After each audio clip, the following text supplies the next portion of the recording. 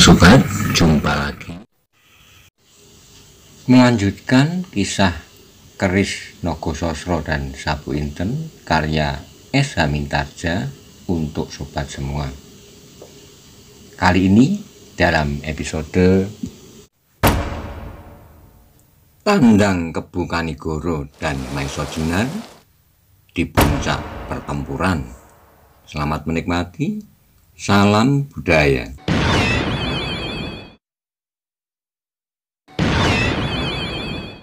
Pada episode sebelumnya dikisahkan pertempuran antara tokoh-tokoh sakti dari Banyu Biru dan Pamingit melawan dari golongan hitam terjadi dengan sangat hebat dan sangat seru. Masing-masing mempunyai lawan yang pilih tanding. Bagaimana kisah selanjutnya? Simak bersama-sama. Monggo kula aturi subscribe, like, komen, saha share. Matur nuwun.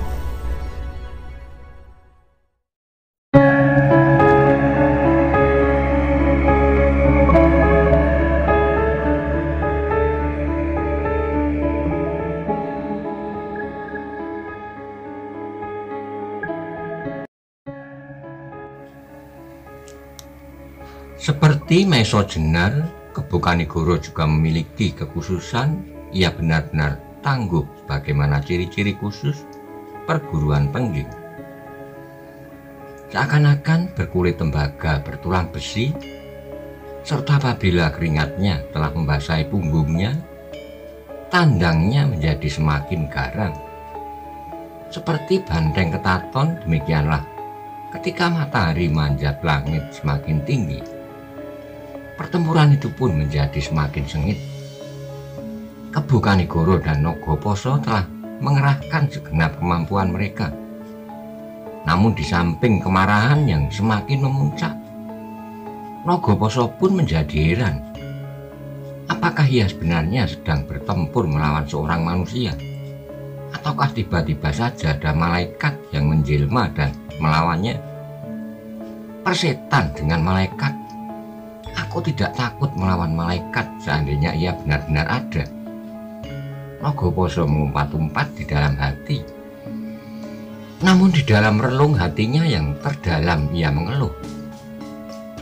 Gila benar orang ini. Siapakah sebenarnya dia? Kebu Kanigoro pun berjuang terus. Ia sadar bahwa lawannya adalah seorang yang luar biasa. Hantu laut yang memiliki kesaktian dan pengalaman yang mengerikan. Karena itu Kebu Kanigoro pun cukup berhati-hati. Namun sedikit demi sedikit akhirnya ia berhasil mengetahui segi-segi kedahsyatan ilmu lawannya, tapi juga segi kelemahan-kelemahannya. Suatu hal yang tak dapat dilihat oleh orang biasa. Kebu Kanigoro memiliki daya pengamatan yang lebih tajam dari manusia kebanyakan. Dengan demikian apa yang selama ini tak diketahui orang, dapatlah diketahuinya, dan apa yang tak dapat dikerjakan orang lain, ia dapat melakukannya. Pertempuran di lereng Gunung Merbabu itu pun menjadi semakin riuh. Percikan darah berhambur-hamburan membasahi tanah pegunungan dan rumput-rumput liar. Kedua belah pihak berjuang semakin gigih, sebab tak ada pilihan lain. Apabila seseorang telah berada di tengah-tengah api peperangan, debu mengepul semakin tinggi di udara. Putih gelap seperti kabut ampak-ampak di lereng-lereng bukit. Ki Ageng Surodipoyono masih bertempur melawan Bugel Kaliki. Silih ungkih Singoleno desak-mendesak, serang-menyerang silih berganti. Tapi keduanya sadar bahwa kesaktian mereka benar-benar berimbang. Kali-kali baik Ki Ageng Surodipoyono maupun Bugel Kaliki berusaha untuk menebarkan pandangannya ke bagian-bagian pertempuran yang lain. Seperti juga apa yang dilakukan oleh Ki Ageng Pandanalas dan Pasingsingan, Titis Anganten dan Suro Sarumbi. Sekali-kali mereka pun ingin mengetahui apa yang telah terjadi di bagian-bagian yang lain. Dari celah-celah deru senjata, Ki Ageng Surodipoyono yang bertempur seorang diri di antara laskar Banyu Biru dan Pamingit yang saling bertempur pula. Semula Ki Ageng Surodipoyono mencemaskan nasib Maesa Jenar, tapi kemudian ia menjadi heran. Mereka telah cukup lama bertempur, namun agaknya Maesa Jenar masih tetap bertahan dengan gigihnya. Apakah yang telah terjadi dengan Angger Maesa Jenar selama ini? Pikirnya. Dan tiba-tiba sesaat kemudian orang tua itu pun terkejut pula. Apakah yang sudah dilakukan oleh Kebu Kanigoro itu? Timbul pertanyaan pula di dalam hatinya. Bahkan ia menjadi semakin heran ketika melihat bahwa Kebu Kanigoro dapat bertempur melawan Nagoposo sebaik dirinya sendiri atau orang-orang seangkatannya. Bahkan karena darah yang jauh lebih muda daripada darahnya dan orang-orang seangkatannya, Kebu Kanigoro nampak betapa tangkas dan perkasanya. Desisnya. Siapakah sebenarnya orang itu? Ternyata di bagian lain pun terdengar Ki Ageng Pandan Alas berdesis. Benar-benar Angger Kebu Kanigoro sakti tiada taranya. Di bagian lain Titis Anganten bergumam. Aneh, belum pernah aku mengenalnya. Namun tiba-tiba ia telah mengejutkan kami. Bukan saja orang-orang Banyu Biru dan Pamingit yang keheran-heranan melihat keperkasaan Kebu Kanigoro, namun orang-orang dari golongan hitam pun menjadi cemas melihat tandangnya. Ketika orang-orang lain sedang sibuk menilai dirinya, Kebu Kanigoro sempat menyaksikan betapa Maesa Jenar berjuang di antara hidup dan mati. Tanpa sesadarnya merayaplah perasaan bangga di dalam dirinya. Ia melihat benih subur tumbuh di dalam tubuh Maesa Jenar, yang kemudian bahkan telah berkembang dengan rimbunnya. Ia melihat Maesa Jenar itu telah dapat menguasai ilmunya. Tidak saja Maesa Jenar itu telah dapat mensejajarkan diri dengan almarhum gurunya, namun dalam penglihatan Kebu Kanigoro, Maesa Jenar bahkan telah melampauinya. Masa-masa pembajaan diri yang dahsyat telah menempa Maesa Jenar, dan muridnya sedemikian dahsyat pula. Dan sekarang Maesa Jenar mencoba menerapkan ilmunya dalam suatu perjuangan yang menentukan. Dalam suatu kesempatan yang lain, Kebu Kanigoro melihat bagaimana Arya Saloka bertempur melawan Loiju. Anak muda itu pun menunjukkan betapa gigihnya ia berjuang melawan kejahatan. Tombaknya yang bernama Kiai Banca itu menyambar-nyambar seperti 1000 mata tombak bersama-sama melawan sepasang pisau belati panjang yang berkilat-kilat di tangan hantu Alas Mentao. Namun Arya Saloka telah tumbuh menjadi anak muda yang perkasa. Apapun yang dilakukan lawannya dengan baiknya, Arya dapat melayaninya. Kegarangan dan kekasaran Loiju sama sekali tak mempengaruhi langkahnya. Apalagi Arya telah membumbui ilmunya dengan segala macam tingkah laku binatang-binatang liar. Yang pernah menarik perhatiannya, bagaimana seekor tikus berhasil menyelamatkan diri dari gigi-gigi ular berbisa, dan bagaimana seekor kijang yang lemah berhasil membebaskan dirinya dari terkaman serigala-serigala lapar. Namun Arya Saloka pun tahu bagaimana seekor banteng dengan tanduknya dalam ketenangan yang luar biasa berhasil merobek perut seekor harimau yang justru menyerangnya dengan garang. Melihat pertempuran itu, Kebu Kanigoro menarik napas. Ia menjadi bertambah tenang, sebab dengan demikian ia hampir pasti bahwa setidak-tidaknya Loiju tidak akan berhasil membunuh anak muda itu. Maesa Jenar pun sempat melihat bagaimana muridnya itu bertempur dengan semangat yang menyala-nyala, serta kepercayaan pada keadilan yang maha tinggi. Arya Saloka bertempur mati-matian berlandaskan pada suatu keyakinan bahwa bagaimanapun juga kebenaran akan memenangkan kemungkaran. Ki Ageng Lembusura pun bertempur dengan gigihnya di bagian lain, dibebani oleh rasa tanggung jawab atas tanah serta kampung halamannya, serta perasaan-perasaan lain yang memburunya selama ini. Kekilafan-kekilafan yang pernah dilakukannya serta nafsu-nafsu yang memalukan telah mengetuk-ngetuk dinding hatinya. Seakan-akan terdengar suara yang berputar di udara. Lembusura, kau harus mampu memperbaiki kesalahan-kesalahan yang telah kau lakukan. Lihatlah betapa anak-anak yang kau singkirkan itu kini berjuang tanpa pamrih untukmu. Lalu apa yang akan kau lakukan? Akan aku bunuh kawan-kawanku ini? Lembusura menggeram. Mereka adalah orang-orang yang menyeretku ke dalam tindakan-tindakan yang hina. Lawannya, ular laut dari Nusa Kambangan terkejut mendengar Lembusura tiba-tiba menggeram.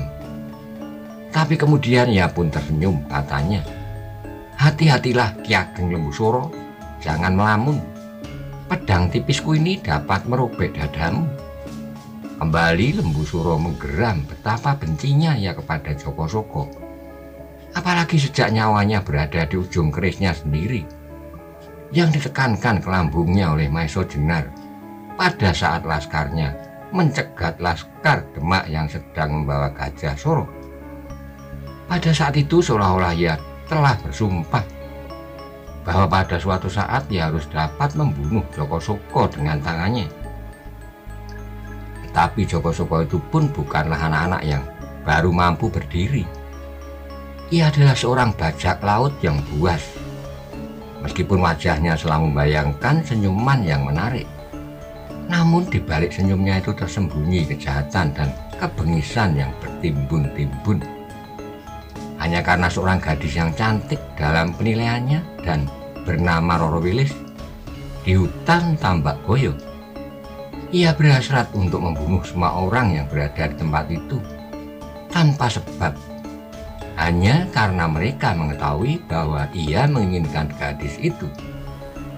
Dengan demikian maka pertempuran di antara mereka pun menjadi semakin sengit. Dendam yang membara di dalam dada Lembusura telah mendorongnya untuk berjuang sekuat tenaga. Sedang Jakasaka menjadi semakin berani karena saat itu gurunya yang dibangga-banggakan berada pula di dalam pertempuran itu, Nagaposo. Akhirnya matahari pun perlahan-lahan melampaui puncak langit, semakin lama menjadi semakin condong ke barat. Angin pegunungan berdesir lembut mengusap daun-daun pepohonan di ujung-ujung senjata. Setiap orang dalam pertempuran itu berusaha untuk memusnahkan lawan-lawan mereka secepat-cepatnya. Masing-masing berjuang dengan gigih dan tanpa pengendalian diri. Namun tak seorang pun dari mereka yang dengan senang hati menyerahkan nyawanya. Karena itulah maka pertempuran itu bertambah-tambah riuh dan ribut. Keringat dan debu yang melekat pada tubuh mereka bercampur darah yang meleleh dari luka-luka sama sekali tak mereka hiraukan. Perasaan sakit dan pedih yang ditimbulkan oleh goresan-goresan ujung senjata masih dapat berdiri dan mengayunkan senjata-senjata mereka. Maka tak ada kesempatan untuk bermanja-manja. Bagi mereka yang telah menjadi lemas karena darah yang terperas, hilanglah harapan mereka untuk dapat melihat matahari terbit esok hari. Mereka akan terjatuh dan diinjak-injak, mungkin oleh lawan dan mungkin oleh kawan. Meskipun demikian, apabila maut belum saatnya datang, ada saja di antara mereka yang berhasil merangkak-rangkak, membebaskan diri dari kancah pertempuran, atau seorang kawan yang sempat memapahnya dan menyingkirkannya. Sawung Sariti tak pula kalah garangnya. Wadas Gunung, murid Pasingsingan yang muda itu, agaknya bertempur pula penuh nafsu dan kemarahan. Tetapi Wadas Gunung tidak segarang Lowoijo. Karena itu ia sendiri segera berdesak oleh cucu dan sekaligus murid Ki Ageng Suradipoyono yang masih sangat muda itu. Namun tiba-tiba seorang yang bertubuh pendek gemuk dengan otot-otot yang menonjol seperti orang hutan datang membantunya dengan senjata-senjata yang mengerikan. Bola-bola besi yang bertangkai. Orang yang bertubuh bulat itu adalah Bagolan. Bola besinya bergerak dengan garangnya, menyambar-nyambar di antara kilauan dua pisau belati panjang di tangan Wadas Gunung. Pedang Sawung Sariti seolah-olah mempunyai mata. Kemana-mana keempat senjata lawannya itu mengarah, terdengarlah dentang senjata beradu. Seperti ayahnya, Sawung Sariti dapat berbangga diri karena kekuatan tubuhnya. Meskipun Wadas Gunung bertubuh tegap kuat dan Bagolan memiliki lengan yang berbungkah-bungkah seperti orang hutan, namun Sawung Sariti dapat membentur kekuatan mereka dengan keseimbangan yang cukup. Pedang Sawung Sariti seperti juga pedang ayahnya berukuran tidak wajar. Pedangnya lebih besar dan lebih panjang daripada pedang biasa. Meskipun pedang itu tidak setajam pedang Joko-Soko, namun dengan pedang itu Sawung Sariti mampu mematahkan besi Gligen.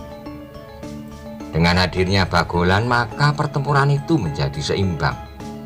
Meskipun semula Wadas Gunung agak malu-malu juga bertempur melawan anak semuda itu berdua, namun dalam saat-saat hidup dan mati menjadi taruhannya, maka perasaan itu pun lenyap tanpa bekas. Dengan baiknya mereka berdua bertempur berpasangan, maju bersama-sama dari arah yang berbeda. Tapi pedang Sawung Sariti berputar seperti lingkaran angin yang melindungi tubuhnya. Sedemikian rapatnya sehingga tak seujung jarum pun dapat ditembus oleh senjata lawannya. Hulungan ternyata seorang jantan. Ia bertempur seperti seekor elang dengan garangnya, menggerakkan pedangnya menyambar-nyambar, sedang di bagian lain Galunggung pun tidak mengecewakan. Orang itu bersenjata pedang pula seperti wulungan. Dengan tangkasnya ia meloncat ke sana kemari, menggerakkan pedangnya dengan lincahnya, mematuk-matuk seperti lidah api yang ditembus angin. Beberapa orang dari golongan hitam telah mengenalnya. Mereka telah pernah bekerja bersama-sama dalam usaha mereka memusnahkan Aryo Saloko. Namun sekarang mereka harus berhadapan sebagai lawan. Seorang yang bertubuh pendek, kasar, dan menjemukan menempatkan diri sebagai lawan Galunggung.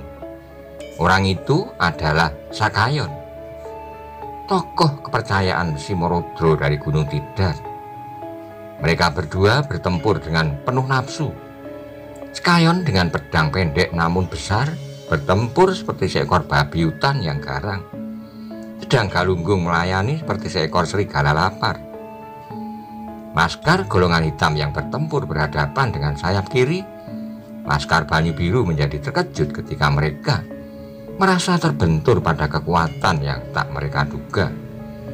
Sri Gunting dari Rawa Pening yang semula dengan bangga dapat mendesak Laskar Pamingit dari Sumber Paras, kini benar-benar membentur dinding baja. Dengan marahnya Sri Gunting mencoba untuk memusnahkan pimpinan kelompok lawannya. Tetapi orang yang bersenjata tombak bermata dua itu benar-benar tangkas. Jaladri yang memimpin kelompok di bagian tengah sapit kiri itu dengan gigihnya bertempur melawan tokoh pertama sesudah Uling Rawa Pening.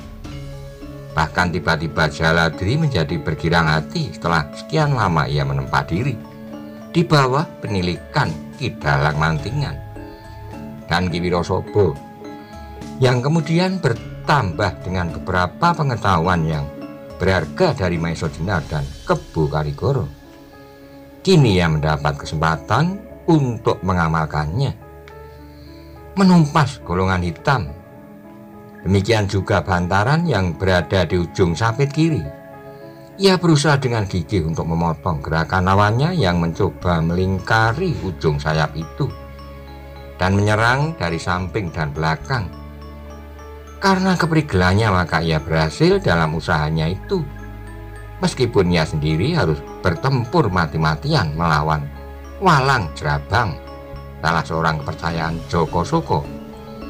Namun Bantaran telah memiliki pengetahuan yang cukup untuk dapat menyelamatkan dirinya. Di bagian yang lebih padat nampaklah Panjawi bertempur dengan penuh tekad, tak ada persoalan hidup atau mati di dalam kepalanya. Ia hanya menyerahkan diri dalam satu pengabdian. Seterusnya ia pasrah diri setelah berjuang sekuat kemampuannya. Namun karena itu ia menjadi tenang, dan ketenangannya itulah yang menyebabkan Panjawi menjadi seperti burung alap-alap yang menyambar-nyambar dengan kuku-kukunya yang runcing tajam. Laskar Banyu Biru benar-benar menakjubkan. Tidak saja lawan-lawan mereka menjadi cemas, tetapi agaknya orang-orang Pamingit yang sempat melihat betapa anak-anak Banyu Biru itu bertempur menjadi bersyukur di dalam hati. Bagaimanakah kiranya seandainya mereka orang-orang dari Pamingit terpaksa bertempur melawan Laskar Banyu Biru itu? Laskar yang semula mereka anggap tidak lebih dari sekelompok pemuda yang hanya pandai mencegat pedagang-pedagang yang pergi ke pasar atau merampok warung-warung penjual makanan untuk menyambung hidup mereka. Kini ternyata bahwa Laskar Banyu Biru yang berada di sekitar Candi Gedong Songo itu adalah benar-benar pejuang yang mengabdikan diri pada cita-citanya. Matahari kian lama menjadi semakin rendah. Awan-awan yang putih nampak berarak-arak di wajah langit yang biru. Burung gagak berterbangan berputar-putar di atas daerah pertempuran yang menghamburkan bau darah. Burung-burung itu berteriak-teriak di udara. Mereka menjadi tidak sabar menunggu lebih lama lagi. Betapa segarnya darah yang mengalir dari luka. Mereka harus mendapatkannya lebih dahulu sebelum anjing-anjing liar dan serigala-serigala lapar mendahulunya. Tetapi pertempuran itu masih ribut, dan burung-burung itu pun menjadi semakin tidak sabar dan berteriak-teriak tinggi. Meskipun Laskar Banyu Biru dan Pamingit berhasil mendesak Laskar Golongan Hitam, namun pergeseran garis pertempuran itu tidak seberapa jauh. Bahkan dapatlah dikatakan bahwa kekuatan mereka seimbang. Korban satu-satu jatuh dan masih banyak yang akan menyusul. Setiap orang di dalam pertempuran itu mempunyai kemungkinan yang sama mati di ujung senjata. Melihat semuanya itu, Kebu Kanigoro mengerutkan keningnya. Betapa perasaan ngeri mengorek-orek jantungnya setiap ia melihat tubuh yang terbanting di tanah, dan setiap telinganya mendengar jerit kesakitan. Terasa hatinya seperti tertusuk sembilu. Tiba-tiba Kebu Kanigoro berhasrat untuk menghentikan pertempuran itu segera. Meskipun sebenarnya tidak saja Kebu Kanigoro yang dijalari oleh perasaan yang sedemikian itu, namun mereka sama sekali tidak mampu berbuat sesuatu, atau mereka belum berhasil untuk berbuat sesuatu. Ki Ageng Surodipoyono melihat dengan sedih korban-korban yang berjatuhan. Tiap kali ia melihat darah yang mancar dari luka, tiap kali ia memperkuat serangan-serangannya. Namun lawannya berbuat demikian pula. Bugel Kaliki telah mengerahkan segenap kesaktiannya untuk melawan Ki Ageng Surodipoyono. Tak jauh berbeda pula perasaan Ki Ageng Pandan Alas dan Titis Anganten. Mereka telah berjuang sekuat-kuat tenaga mereka. Semakin cepat pertempuran itu selesai menjadi semakin baik bagi mereka dan laskar mereka. Jumlah korban mereka, namun lawan mereka tak pula kalah saktinya. Apalagi kemudian ketika Pasingsingan benar-benar telah dilumuri oleh keringat yang mengalir dari setiap lubang kulitnya. Hatinya menjadi bertambah gelap. Tiba-tiba saja di tangannya telah tergenggam pusaka saktinya Ki Ageng Suluh, sebuah pisau beladi panjang kuning gemerlapan. Ki Ageng Pandan Alas terkejut melihat senjata itu. Ia menyangka bahwa Pasingsingan akan melepaskan ilmu andalannya, gelap ngampar, atau alas kobar, atau kedua-duanya. Tetapi agaknya Pasingsingan sadar bahwa lawannya mempunyai cukup daya tahan untuk melawannya. Karena itu ia mengambil ketetapan hati. Pusakanya itu akan dapat menyelesaikan masalahnya dengan cepat. Setiap goresan yang dapat melukai kulit pandan alas adalah suatu alamat bahwa pandan alas akan tinggal disebut namanya. Tetapi pandan alas tidak mau melawan Kiai Suluh itu dengan tangannya. Ketika pisau yang gemelapan itu melingkar-lingkar di sekitar tubuhnya, dengan tangkasnya ia menarik pusakanya pula. Kiai Sigar Penjalin, sebilah keris yang tidak kalah saktinya. Dengan demikian maka pertempuran antara keduanya menjadi semakin sengit. Tanpa mereka kendaki, menyingkirlah Laskar Banyu Biru, Pamingit dan Laskar Golongan Hitam dari daerah sekitar mereka berdua. Sehingga dengan demikian seolah-olah bagi mereka sengaja disediakan tempat yang cukup luas untuk mengadu kesaktian. Daerah pertempuran yang berupa padang rumput dan sawah-sawah yang terletak di lereng bukit itu merupakan daerah yang sama sekali tidak rata. Ada bagian yang cekung, namun ada bagian-bagian yang menjorok naik, sehingga dengan demikian memungkinkan bagi mereka untuk dapat melihat arena pertempuran itu seluas-luasnya. Demikianlah agaknya maka hampir setiap orang di dalam pertempuran itu mempunyai gambaran atas peristiwa yang terjadi di arena itu. Kalau mereka berkesempatan, dapatlah mereka melihat betapa debu mengepul hingga ke udara dan daerah sayap kiri atau kilatan ujung senjata di sayap kanan. Mereka dapat juga melihat daerah-daerah yang lengang di tengah-tengah arena, yang merupakan pertanda bahwa di daerah itulah tokoh-tokoh sakti sedang mengadu tenaga, sehingga tak seorang pun yang berani mendekatinya. Ketika matahari telah surut ke ufuk barat, Ki Ageng Surodipoyono menjadi semakin gelisah. Apalagi malam tiba dan pertempuran ini harus dihentikan, maka akan terulang kembali peristiwa ini besok pagi. Bertempur, bunuh-membunuh, dan korban akan berjatuhan, demikian seterusnya. Mungkin di hari-hari seperti ia sendiri akan mengalaminya melawan Bugel Kaliki. Mungkin seminggu, 2 minggu, ia sendiri atau Bugel Kaliki akan bertahan terus. Tetapi laskarnya akan semakin surut. Namun demikian apa yang dilakukan adalah batas tertinggi dari kemampuannya. Sebab Bugel Kaliki pun berusaha untuk membunuhnya seperti apa yang diusahakannya atas orang itu. Demikian juga Pandan Alas dan Titis Anganten. Tetapi di sapit sebelah kiri terjadilah hal yang agak berbeda. Ketika Kebu Kanigoro melihat warna lembayung membayang di langit, ia menarik keningnya. Ketika ia sekilas melihat Maiso Jenar yang bertempur tidak demikian jauh darinya, ia tersenyum kecil. Memang pada saat itu pun Maiso Jenar dihinggapi oleh perasaan yang sama, seperti perasaan yang menjalar di dalam dada Ki Ageng Surodipoyono, di dalam dada Ki Ageng Pandan Alas, Titis Anganten, dan Kebu Kanigoro. Karena itulah maka seperti mereka pula mencemaskan betapa korban akan berjatuhan besok pagi, lusa atau seterusnya, apabila keseimbangan pertempuran tidak segera berubah.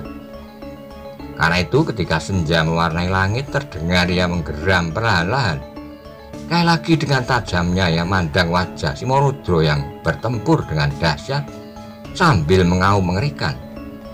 Tiba-tiba di wajah itu terbayanglah betapa keji perbuatan-perbuatan yang pernah dilakukan. Kalau anak perempuannya yang telah melakukan perbuatan yang terkutuk, apakah kira-kira yang pernah dilakukan oleh harimau tua itu? Berapa puluh gadis yang pernah dikorbankan untuk upacara-upacara yang aneh-aneh? Sekali lagi Maiso Jenar menggeram. Agaknya Simorudro pun sadar bahwa menjelang malam ia harus mengambil suatu kepastian, supaya besok pertempuran dapat dimulai dengan permulaan yang berbeda.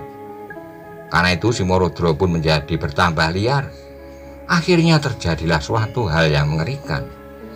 Simorodro itu mengaum dengan dahsyatnya serta menggerakkan seluruh tubuhnya seperti orang yang menggigil kedinginan. Maesa Jenar pernah melihat gerakan-gerakan yang demikian. Pada saat itu ia mengambil pusaka-pusaka keris Kyai Nogososro dan Sabu Inten dari Gunung Tidak. Untunglah bahwa pada saat itu Titis Anganten datang menolongnya, sehingga kekuatan Aji Simorodro yang dinamanya Macan Liwong itu dapat dipunahkan. Dan keadaannya kini pun sudah tidak memerlukan pertolongan orang lain. Karena itu selagi ia berkesempatan, segera ia mengatur jalan pernapasannya baik-baik, memusatkan segenap panca indera dan pikirannya. Diangkatnya satu kakinya, satu tangannya bersilang dada, dan tangan yang lain diangkatnya tinggi-tinggi seperti akan menggapai langit. Demikianlah pada saat yang tegang itu terdengarlah bibir Maesa Jenar bergumam, "Dengan nama Allah yang Maha Pengasih dan Penyayang, tiada kekuasaan dan tiada kekuatan kecuali dari Tuhan yang Maha Kuasa dan Maha Besar." Pada saat itulah ia melihat Simorodro itu meloncat dengan kecepatan dan kekuatan yang tak dapat dikira-kirakan. Maesa Jenar berusaha untuk dapat membenturkan diri dengan kekuatan Aji Macan Liwong itu. Dengan lincahnya ia meloncat selangkah ke kanan. Kemudian dengan satu putaran ia menghindari serangan Simorodro. Simorodro yang telah melancarkan kekuatan yang tiada taranya dengan kecepatan yang luar biasa pula menjadi kehilangan daya tahannya untuk menarik serangannya. Ia terdorong selangkah ke depan ketika pada saat yang bersamaan Maesa Jenar berputar lagi untuk kemudian dengan garangnya meloncat ke arah harimau yang sudah menjadi gila itu. Semuanya itu terjadi hanya dalam waktu yang sangat singkat. Nogoposo meluncur seperti seekor naga yang mematuk mangsanya. Secepat rakit, sedang tak ada sekejap mata kemudian Simorodro menerkam pula seperti seekor harimau gila. Secepat petir menyambar. Ki Ageng Surodepoyono, Ki Ageng Pandan Alas, Titis Anganten dan Lembu Soro beserta Saung Sariti, demikian juga Aryo Saloko hanya sempat melihat betapa dua orang, Maesa Jenar dan Kebo Kanigoro, bersikap serupa. Kedua-duanya sedang menyalurkan aji yang sama dengan cara yang sama, Sosro Birowo. Meskipun persamaan itu telah menimbulkan suatu teka-teki pada mereka dan bahkan tokoh-tokoh sakti dari golongan hitam, namun mereka tidak sempat menebak-nebak lagi ketika mereka melihat apa yang terjadi kemudian. Ternyata Kebo Kanigoro sama sekali tidak berusaha untuk menghindar dengan tatak dan penuh kepercayaan kepada diri. Ia membenturkan Aji Sosro Birowo melawan Aji Nogoposo. Sedang di lain pihak Maesa Jenar telah menghemat tenaganya dan melakukan suatu tindakan yang pasti, menghindari benturan dengan Aji Macan Liwong. Namun dengan pasti ia berputar satu kali dan mengayunkan ajiannya Sosro Birowo. Dalam keadaan yang demikian, Simorodro hanya mampu untuk bertahan. Tetapi apa yang terjadi benar-benar telah mengguncangkan setiap dada mereka yang menyaksikan. Dua benturan yang hampir bersamaan, disusul dengan bunyi yang gemuruh dua kali berturut-turut. Kemudian apa yang mereka saksikan hampir-hampir tak dapat dipercaya. Nogoposo, seorang yang sakti tanpa tanding di sekitar Pulau Nusa Kambangan, bahkan yang tak terkalahkan oleh setiap tokoh sakti yang manapun dari golongan hitam maupun lawan-lawan mereka, kini terbanting diam. Meskipun tak sempat semenit pun nampak luka pada kulitnya, namun isi dadanya serasa hangus terbakar. Karena itu Nagabasa tidak usah mengaduh untuk kedua kalinya. Naga laut yang mengerikan itu mati di tangan Kebo Kanigoro, orang yang sama sekali tak dikenal baik oleh golongan hitam maupun oleh para pemimpin Banyu Biru dan Pamingit. Sedang tidak jauh darinya Simorodro mengaum dahsyat sekali. Ia menggeliat, kemudian diam untuk selama-lamanya, mati. Untuk beberapa saat semua orang yang menyaksikan peristiwa itu terpaku di tempatnya. Lembu Soro dan Sawung Sariti tak begitu jelas melihat apa yang terjadi. Yang diketahuinya kemudian adalah sorak-sorai yang membahana seperti benteng rubuh. Sayup-sayup terdengar di antara gemerisik angin senja. Laskar Banyu Biru berteriak-teriak, "Nagabasa mati! Nagabasa mati!" Kemudian disusul, "Simorodro mati! Simorodro mati!" Teriakan-teriakan itu benar-benar hampir tak dipercaya. Bagaimana mungkin Nagabasa dapat mati dan Simorodro tua dari Lodaya itu pula? Apakah Maesa Jenar dan sahabatnya itu mampu membunuh mereka? Tetapi sorak itu masih berkumandang terus, bahkan kemudian menjalar hampir ke segenap daerah pertempuran. Namun bagaimanapun juga berita itu sangat meragukan. Bahkan Ki Ageng Surodipayono, Ki Ageng Pandan Alas, dan Titis Anganten yang beruntung dapat melihat peristiwa itu pun meragukan penglihatannya. Mereka saling memandang satu sama lain. Kemudian mereka mengangguk-anggukkan kepala mereka dengan penuh kekaguman dan keheranan. Suatu keajaiban, desis Surodipayono. Tokoh-tokoh sakti itu terpaksa menahan gelora perasaan mereka yang melonjak-lonjak. Meskipun ia telah menempa diri, serta sejak ia melihat untuk pertama kali atas orang yang bernama Kebo Kanigoro itu, sudah terasa padanya betapa besar pengaruhnya terhadap Maesa Jenar. Namun sama sekali tak diduganya bahwa Kebo Kanigoro itu pun memiliki ilmu keturunan pengging yang gemilang.